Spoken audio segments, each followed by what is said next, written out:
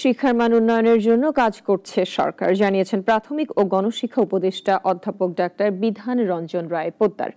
নাটোরের বড়াইগ্রাম সরকারি প্রাথমিক বিদ্যালয়ে অনুষ্ঠিত এক সভায় এসব কথা বলেন তিনি। প্রাথমিক শিক্ষার মান উন্নয়নে ছুটি কমানো, শিক্ষক সংকট সমাধান সহ নানা উদ্যোগ নেয়ার কথা জানান তিনি। এ সময় উপস্থিত ছিলেন প্রাথমিক ও গণশিক্ষা মন্ত্রণালয়ের সচিব আবু তাহের মোহাম্মদ মাসুদ রানা সহ সংশ্লিষ্টরা। বলেন, শিক্ষার্থীদের সঙ্গে শিক্ষকদের সময় বাড়ানো, শূন্য পদ পূরণ সহ ভারসাম্য করার মাধ্যমে শিক্ষার মান উন্নয়ন সম্ভব। আমাদের ১ নম্বর টার্গেট হচ্ছে ছাত্রদের সঙ্গে শিক্ষকদের যে সময়টা সেটা বাড়ানো।